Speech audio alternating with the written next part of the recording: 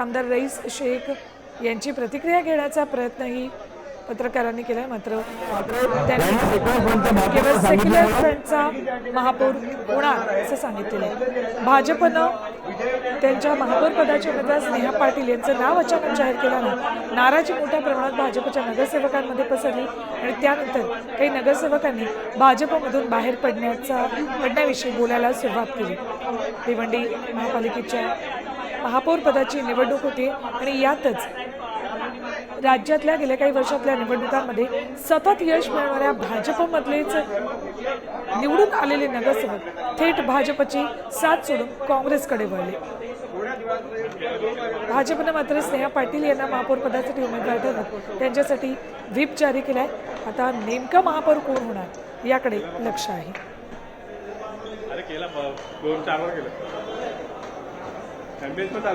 नारायण चौधरी हे भाजपमधून महापौर पदासाठी उमेदवार होते अशी चर्चा होती, मात्र अखेर स्नेहा पाटील यांचं नाव जाहीर केल्यानंतर मोठ्या प्रमाणात नाराजी भाजपमध्ये पसरली।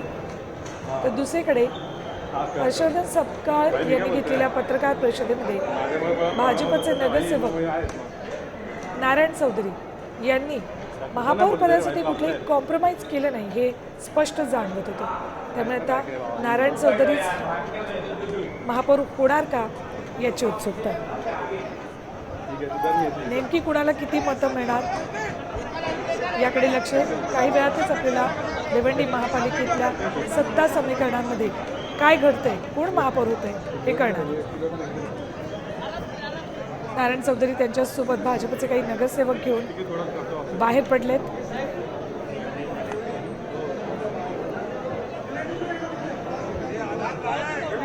तर दुसरीकडे सपाचे आमदार रईस शेख यांनी मात्र भिवंडीमध्ये सेक्युलर फ्रंटचा महापौर होईल असं म्हटलं।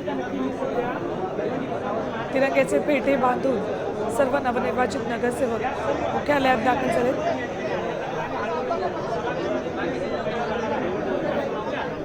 राज्यातल्या 29 महापालिकांच्या निवडणुकांमध्ये जवळपास सर्वच महापालिकांमधले महापौर 1-2 दिवसांच्या फरकानं निवडून आले, कार्यभार सुरू झाला। मात्र भिवंडीत महापौर पदी कोण विराजमान होणार हे अजूनही ठरलेलं नाही। आज त्यासाठी निवडणूक होतीये।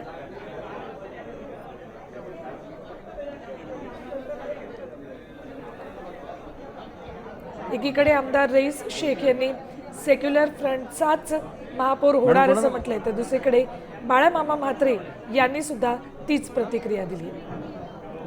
त्यामुळे आता नेमका महापौर नारायण चौधरी याची उत्सुकता आहे। भिवंडीच्या विकासासाठी हो नक्कीच नारायण चौधरीच होतील। नंदिनी महेंद्र गायकवाड।